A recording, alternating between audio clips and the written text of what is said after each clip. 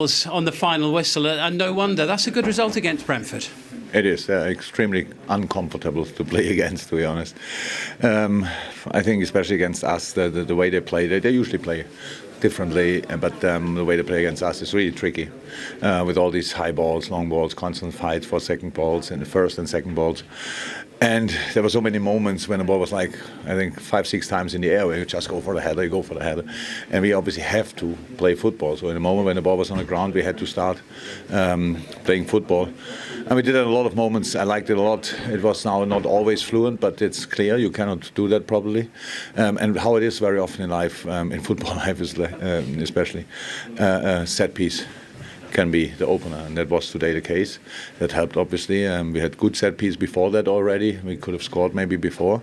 But we did that, and then the next 2 goals were just outstanding. Super cross, top finish. Oxley, how he played the position today was absolutely outstanding. Unfortunately, he rolled his ankle, swollen. I hope it's not serious, but that's the shadow on the game. Thomas, what did you make of the performance today and the result? I think we were unbelievable first half. I think we kept Liverpool very quiet.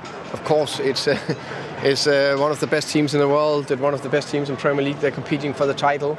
But in open play, we gave nothing away. It was on corners, they were dangerous. And we had these opportunities, you need to take if you're playing at Anfield. And I know there was offside. But if we went to the back of the net, I'm more or less 100% sure it would have been a goal, counted as a goal, because VAR would have taken it out. It was not offside.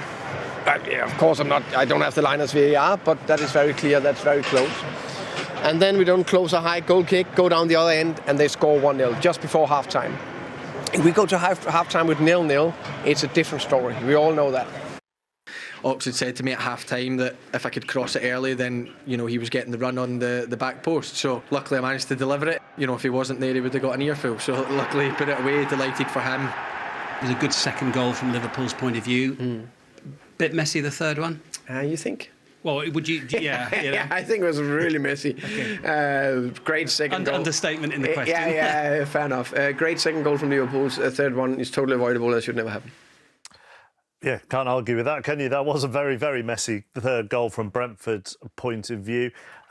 Liverpool kind of turned the tables on Brentford a little bit today. Well, in the earlier game, earlier in the season at Brentford, they were physical. They caused Liverpool problems aerially. And yet Liverpool turned the tables. I thought the delivery on set plays was tremendous from Trent. In fact, his whole first half performance was. But they'll be really disappointed, Brentford. They're a big side. They pride themselves on this. But some really sloppy defending and good delivery. Roslev on the back post, the 2v1, Matip should score. That's a warning early on. Look at that for a ball. And just then doesn't get a head on it. I don't know whether he quite see it. Van Dijk, next one, left free, another good ball in. Best header of the ball on the pitch, left in 4 yards of space. Ayer losing him. Brilliant save from the goalie. And you just felt it was coming with these set plays. They couldn't handle Liverpool's delivery and pace on the runs. Van Dijk's got 5 yards here. How can you let him have a run on you? You're not going to beat him. And then on the back post, look at Ayer's body position. You can't defend like that and expect not to concede. And Fabinho pops up with another goal. And that was the goal that really gave Liverpool then the platform to go on and dominate the game. And thoroughly deserved winners, really. Nice intensity about their play. Got the job done. On the man and not the ball there, isn't it? From Ayer, he's got his back to everything. But his whole body position's wrong, right? Back to it. He's back to it. Yeah. Especially like the manager said, they defended and played pretty well in that half. And to give away a goal that easy must have been very disappointing for him. Players missing at the moment because Africa Cup of Nations, Mane and Salah, obviously. Opportunities for others. Other people are invited to score, but it was Oxlade-Chamberlain's all-round contribution that you were impressed with. I've always liked him. I know he's had injury problems, but he's got so many wonderful qualities to his game. He can play in midfield. He played as a right winger today. I thought Curtis Jones did well. He was a positive selection as well today. But the Ox today kept running in behind and unselfishly making a lot of runs off the ball, which we see Mane and Salah do continually, which moves people around. He wanted to have an impact on the game. He's got this wonderful ability to run forward with the ball and commit people. Pass didn't quite come off there. And he's not had enough time on the pitch, whether it's through injury, whether it's that lovely bit of play there, lack of selection. I don't know whether Klopp doesn't quite trust him enough. I'm not sure, but I think in the forthcoming weeks he could be crucial. I know he got a little knock today on his ankle near the end of the game, so hopefully that's okay. Nearly getting in there with another glancing header as well, continually running in behind, which is what you need. Another good cross to the ball. He's always been a good deliverer. Jota there, who had another good game, and he got his rewards. And when you work hard and you keep getting in there, you're going to get goals. The only surprise is that's his first Premier League goal of the season, but I'd like to see him and Curtis Jones play if the second leg's on against Arsenal, because I think his positivity, his pace, his willingness to run behind will open up that Arsenal defence, which Liverpool struggled to open up the other day. And if he plays in the midfield, he gets further forward than maybe some of the other midfield options that Liverpool have, and he just needs a run, doesn't he? Well, he's more penetrative. Yeah. Very hard to play against. You have to drop off him because he can go by you, whereas people like Milner, Keita can't do that. And that's why I'm surprised he's not used more. But hopefully now he'll get an opportunity, because all you can do when you play, show the manager what you're about, and that was one of his best performances of the season. We saw Jurgen Klopp. I mean, Jurgen Klopp was really pumped at the end of this game. Yeah. I don't know whether it was the performance, whether it was that might keep them in whatever title race we may have, whether it is other players stepping up. Well, yeah, you know, I think it's vitally important for Minamino. I know Origi didn't play today, but Minamino, we're going to find out in this time what's going to happen with him, because if he can score goals, then they probably keep hold of him. But if he's not going to score goals in this time when they need him, then you don't know what's going to happen with him. But I think that Liverpool in such a situation that, because Man City, they are flying, and it's going to take a lot for anybody to take points off of Man City. So Liverpool are in a position where they have to win every game. So this game, as tough as Brentford made it for them to get by this game, you can see why the manager has got to keep the fans going, keep everybody going, keep everybody thinking like we're still in it, so we're going to go as long as it takes. At the moment for Liverpool, results are better than performances. You'd rather play badly and win at this stage of the season. To catch City, it's like climbing Everest. But Everest has been climbed before. That feels a bit like a siege mentality thing, doesn't it? Yeah, we haven't got these two players, and we are behind as we are behind, but we're all in this together. Liverpool are the only team, aren't they, who've taken the title off City in recent years. So there's got to be some belief in there. I think they'll believe inside Anfield. Well, what they want is, by the time the two main men come back, that they're still in and around it. Because I still can't see City dropping points, but Liverpool cannot afford to drop any points. Yes, indeed. The manner, Tim, in which they conceded that goal, but the timing of it at the end of the first straight before half-time, set piece, you'd expect them. They were very organised before that. Liverpool couldn't break them down. You know, obviously no Mo Salah or Sadio Mane. The corner comes in from Trent. Great delivery. You'd expect that. Firmino tucks it away brilliantly. But if you just look at the near post area there, Henderson does a job on Ivan Toney, who cleared a lot out of the front post. But he just puts his body in the way of him, blocks him, and Firmino just adjusts. Look at him there. Just does it. He just absolutely eliminates Ivan Toney on the near post. He cannot get to the ball to clear it. And Firmino adjusts his feet very well and tucks that away beautifully. After that, I mean, it's always the most difficult goal to get. It's the first goal. They have to come out in the second half, and they got exploited by Liverpool. Change the whole complexion of the game. That if they go to half-time at 0-0, it might be different. But you can imagine what that does for Liverpool's confidence. Haven't played that particularly well, but they're going in 1-0 up. But on the other side, what does it do for Brentford? They've done really well defensively, but they've given that stupid goal away a couple of minutes before half-time. And after that, it was one-way traffic, really. You would like to have played with Andy Robertson providing balls like he did for that second goal, wouldn't you? No, I would have loved to have played with Andy Robertson and Trent Alexander-Arnold. The way both of them deliver the ball. We just saw Trent with a corner. Now we're seeing Robertson from the other side into Oxlade-Chamberlain. And they just work it so well. I mean, how many times have we said it with these guys? They get into that position, and when you get in that position, you don't want to be wasteful. You want to give your forwards the best opportunity, and it's a horrible area for a defender. That second 6-yard box, you're running back towards your own goal, and it's awful for them. But as a forward, just get in there and hope that you get a good delivery, and it is outstanding. Pinnock should do better, really, shouldn't he? I mean, he gets a really good opportunity to head that away, a full contact on it, but he doesn't get enough on it. And in terms of the third, Brentford victims of their own downfall, or were they trying to play? If you look at Firmino's part of this, he takes no interest, and he thinks, look, you're not going to pass it there, surely. Yes, you are. Go and nick it off him, and he gives it on the plate for Minamino, and he just taps it in. But look, he's showing no interest here. So he's almost encouraging the goalkeeper to roll it there. Then he goes as quickly as he can. He smells the blood, wins the ball back, and then just sit down the goalkeeper, and he taps it into the empty net. Minamino, fantastic play from Firmino. But, architects of their own downfall, unfortunately. It amazes me sometimes when I see teams do that. That's exactly what Liverpool want you to do at Anfield. They set the trap and say, if you're stupid enough to play that way, then that's exactly what's going to happen. We're going to punish you. That's what we want you to do, because that is Liverpool's game. They're lined up for you to do it. They'll just say, "Well, tell you what, we'll give you 2 yards, and if you're stupid enough to play it, thank you very much." Boom, boom, boom. They're all on the same page, and they win their ball back. It's to me, when I see teams doing that at Anfield, particularly when you're in the position that Brentford are in, I just look at it and think, why? Why take the gamble? Far too easy. Managers will say, no, that's our principles. We stick to our principles. I call it very, very stupid. But the weekend began with that draw between Brighton and Palace. Significant result, of course, at the Etihad and indeed at St James's. Certainly one for Norwich that cost Rafa Benitez his job at Everton. Big win for Wolves and a draw at Villa Park. And then on Sunday, 3 goals and 3 points for Liverpool and just a 5th win all season for Leeds. So Liverpool have reduced the gap at the top by winning one of their games in hand, but it is still a mighty 11 points for Manchester City with one more game in hand to come. Liverpool 2 clear of Chelsea. West Ham have missed the opportunity to go 5 clear of Arsenal, but Spurs will be looking at it because they're 4 off West Ham with 4 games in hand. At the bottom now, Burnley, but as you can see, 3 games in hand on Newcastle, 4 on Norwich. The bottom 3 separated by only 2 points. Watford just a point above the relegation zone. The big climbers are Leeds, up to 22 points, 9 clear of relegation.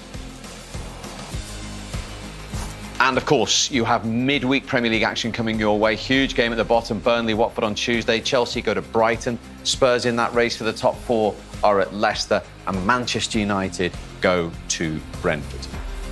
But Manchester City have done it again. 12 league wins in a row. It's only been done 9 times in the Premier League era. Pep Guardiola's team have done it 4 of those 9. And they've done it again against one of their rivals, Alan. Yeah, they've got very, very high standards. They were superb yesterday, much the better team. This is a wonderful pass into De Bruyne. To get away from Kante, he does unbelievably well. Yes, it's a very good strike, but I think that's a really terrible error from the goalkeeper. He tries to read it, go to his right-hand side. I mean, it's 2 yards inside the post. A good goalkeeper doesn't let that one in. Are you looking at a huge deficit here? Do you think that they could win it? Too far. Too far with that squad of players. World-class players, best manager. Impossible for anyone to catch him. Impossible. I think you have to believe. If you're Liverpool, I think they've got the best chance, obviously, with Chelsea. Anyone else not catching them. But with the group of players what he has, they all seem to get healthy at this time of year. When the big games are going to get played and the pots are going to get dished out, everyone wants to be part of it. In-house competition, it's a fantastic squad of players. They're all too good. They're too good. No one catches them. OK, big gap at the top. What about the bottom? After Newcastle's draw with Watford and Norwich's win over Everton? It was a disaster for Newcastle yesterday. They go 1-0 up. And then they just sit back and allow Watford to come back into the game, and Watford deserved the point. Watford have got an unbelievably big week this week. We just saw the fixture on Tuesday. They then play again on Friday. And it's a big if, but if they could win those 2 games, that would probably put them out of the relegation zone and relegate the 3 that are there. Yeah, it's a huge week at the bottom, isn't it? They play Norwich absolutely, on Friday. Especially after today. They would look, the bottom 4 sides would have thought, maybe we can drag Leeds into this. That result at Olympic Stadium there is a huge result for them. Massive 3 points. Brentford only need 2 wins from here on in. I think it's the bottom 4. It's the bottom 4, and it's going to go right to the wire. Burnley have got all the games in hand, but you'd rather have the points on the board. We always say Sean Dyche's team never get relegated because they know what to expect. They dig in the end of the season. I think Burnley might be the team to go with Newcastle and Norwich. They haven't played since January the 2nd, 4 games in hand. What I would say about Newcastle is the next 2 weeks, or the next week, they've got to get players in. We know the finances available, just whether they can get those players in. That is their only hope of staying up for Newcastle. But for Burnley, they've got all those games in hand. another big week, a huge week for them and for Watford. OK, gentlemen, thank you very much indeed for your company today. It's hotting up at the bottom. And 15 days remain of January's transfer window. The big news today, if Everton are looking for players, they need to find a manager first, of course, because Rafa Benitez has lost his job. They need a 7th new manager in 6 seasons. That search is underway. From the three of us, we'll see you soon. Well, Joseph, what a party. Yeah, it was a great victory for the players, the fans and everyone. What do you think about your performance? I think it was good, and each game it keeps getting better. We need this match, no, with 3 goals.